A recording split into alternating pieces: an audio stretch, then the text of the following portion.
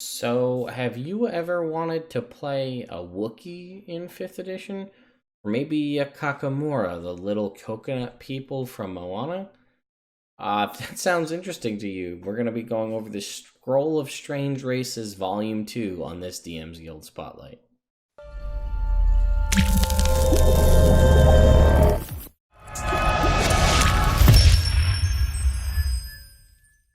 All right, so here we are on the DM's Guild here. This is by B5 Homebrew, Scroll of Strange Races Volume 2. Again, this was provided for me to me for review purposes. It is pay what you want on the DM's Guild, and as you can see, it is 24 ratings, 4.5 stars. So it's clearly doing quite well. There are 6 races in this book, 16 NPCs, and 1 artifact level magic item, the Scroll of Strange Races. And it does say B5 Homebrews has collaborated with the team at Homebrew Review Podcast of the Adventuring Guild Network to bring you the following content. So it is pay what you want. So while I could go through the entirety of the article from start to finish, it's 29 pages. There's a lot to unpack. I don't really feel like going over all of that. So what I'm going to do is go over at least one race, at least one NPC, and we'll go over the artifact level magic item. So here you can see the races, right? Or maybe 2 races. We've got the Nature Bound, which is basically a plant spirit creature. The Mook, which, that kind of looks familiar.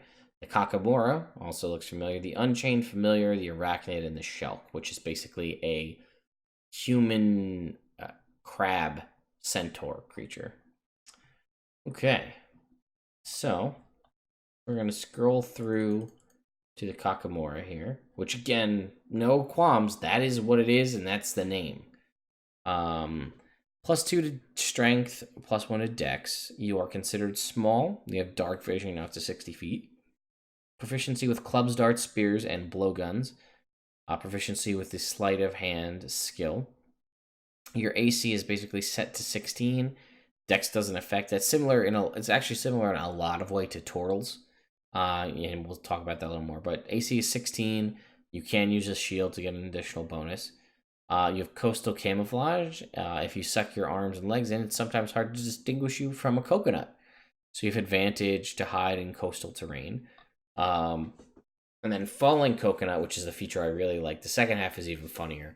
You can retract yourself inside your shell as an action. While inside, you can roll around at half your normal speed and have resistance to falling damage. The only action you can take is to emerge as a bonus action, which is Tortle-esque, but this part I really like. You are considered a simple melee weapon with a thrown property with a normal range of 20 feet and a long range of 60. If you are thrown and hit a creature, you take no falling damage.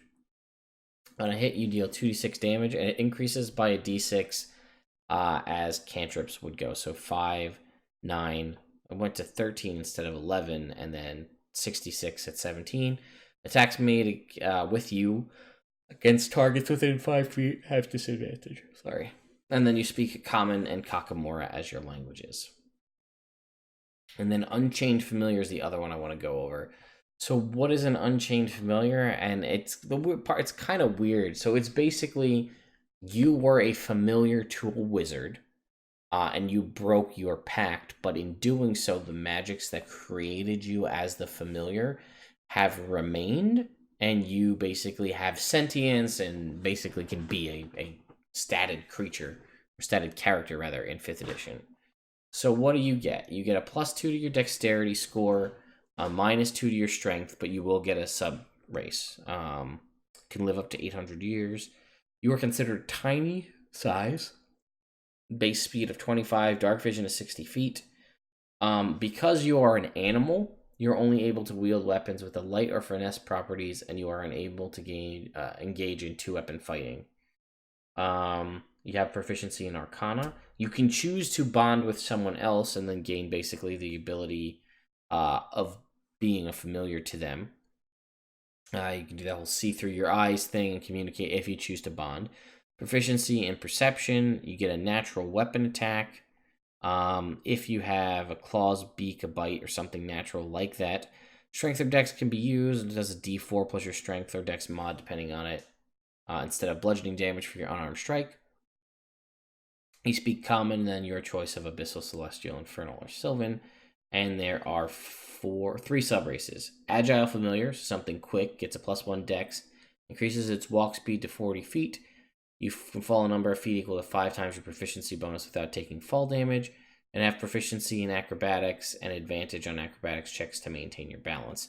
Sounds kind of like a lot for a race, so that may be a little too much, but it is hampered by the fact that your strength is reduced and you're limited in the weapons you can access. Poisonous Familiar, so snakes and spiders. Con goes up by 1, and you're poisonous. When you hit a creature with a natural weapon, they make a con save. DC is 8 plus your con mod plus proficiency. The creature takes an additional 2d4 damage on a failed save or half on a success, and that damage goes up at 6, 11, and 16 to a max of 5d4 poison. You have resistance to poison damage and advantage on saving throws versus poison.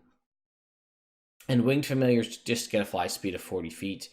Base walking speed is reduced by 10 feet, and effects that apply to your walking speed apply to your flying speed. They did add an optional feat here as well for being an Unchained Familiar. Basically, you've retained some of the magical capabilities that you had when you were still a familiar. You know the Mage Hand cantrip and can cast it as a bonus action with intelligence. When you cast it, you can create 2 hands. They last for 1 hour and can't move more than 5 feet away from you. You can use the hands to make weapon attacks, including weapons with the heavy property, perform the somatic component of spells, activate magic items, and perform other tasks that normal human hands will be able to achieve. You can dismiss them as a bonus action. The hands count as extensions of your physical form. You can use your strength or dex when making attack rolls and ability checks that require the use of your spectral hands.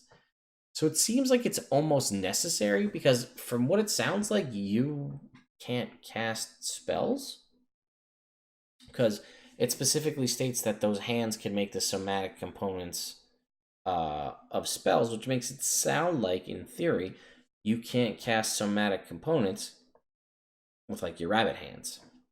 And here's a little rabbit Unchained Familiar. I thought that was a really cool concept. Next up is, we'll scroll through it here. Here's the arachnid, and then here's the shelk, right? The crab centaur. Let's pick an NPC. There's one here. I like this one, the fungal archdruid. So this is very much like a Circle of Spores druid in a lot of ways. So it's challenge rating 11. It goes all the way up to level 9 spells. Doesn't need to eat or drink, but must drink. Doesn't need to eat food. Must drink the normal amount of water. It's got a thorny quarterstaff. Nothing crazy. Nature shape, though, it assumes the form of a plant creature that it has seen before with a challenge rating of 5 or less. It can stay in the form for 18 hours. It then reverts to its normal form. Has the normal wild shape things. The statistics are replaced by the statistics of the plant, but it retains its alignment, intelligence, wisdom, and charisma. It retains all of its skill and saving throw proficiencies in addition to gaining those of the creature. It assumes the plant's hit points and hit dice. One plant form, the druid can cast spells that don't require material components, and it can't use any of its special senses in that form, such as dark vision. And then once per day, you can do a spore cloud. Releases a 10-foot radius spore cloud, which moves with it, spreads around corners. While in the cloud, the archdruid has blind sight within the radius of the cloud and can communicate telepathically with anyone within it. When a creature is reduced to 0 hit points within the cloud, the archdruid can use its reaction to draw energy from its wounds and regain 4 hit points. The cloud lasts for 1 minute or until the archdruid dismisses it as a bonus action. Spore cloud seems a little weak. That could be a little stronger. But all in all, a good extra NPC. Kakamora Sea Shaman is basically just a Kakamora with a little bit of spells. Tsunami, though. Decent spell. Actually, a really good spell. Got a couple of familiars here. There's a Stormborn Shelk here, so it's got some magic crab centaur. And then here it is, the new magic item, the Scroll of Strange Races. So it says it's guarded by Magnus Orion, and he's basically a warlord, the NPC, but with those adjustments there, he's basically considered a warforged almost. So the Scroll of Strange Races is an artifact that requires attunement. Similar to a lot of the books, you need to spend 48 hours studying it to gather everything. It demands that you intake its contents and knowledge it holds. While attuned, you are blinded if you're more than 10 feet away from it, and you are unable to read any writing except for the writing within the scroll, which could prove problematic for the wizard. They need to read their spellbook. But speaking of a wizard, though, it does increase your intelligence by 2 to a maximum of 24. Creature Finder, you can cast locate locate creature at will. So whenever you want, and the range is increased to 100 miles. You can describe or name a creature or race, and you will sense the location of the closest creature of that type, regardless of what obstacles are between you and the creature. For example, if you name a hobgoblin, you will sense the location of the closest hobgoblin within 100 miles. You can reference it when you need to make an intelligence check to recall information about a creature or race. You add your proficiency bonus to that check. Uncovering insight, while you carry it and are attuned to it, you can use an action to attempt to gather information on a creature. Make an insight check versus their charisma check. If you succeed, you learn a creature's name, if it has any immunities, resistances, or vulnerabilities, and what they are, and that information is then automatically documented within the scroll. And then there's a little bit here, as it's an artifact on destroying it. There are rumors that the Scroll of Strange Races can't be destroyed as long as life exists in the multiverse. However, exposing the scroll to the plane of limbo causes the words to twist and jumble, rendering it useless for 1d10 years. So that's it, guys. That's the Scroll of Strange Races, Volume 2. I'm always on the lookout for new NPCs, because that's always a fun thing to add to expand on what your options are throughout your players. Would I allow any of the races in my campaigns? Maybe. I don't have anything against it. It would really be like a player would really say, I need a specific thing. Like, I really want to play one of those coconut people from Moana. Or I have this really cool idea. What if I was my old character's familiar, and since my old character died, now I want to play the familiar? Those are like the options, but I wouldn't say these would be like readily available for me. Things that I would just have like on the table. Oh yeah, you could be a Wookiee if you want. The Scroll of Strange Races is interesting.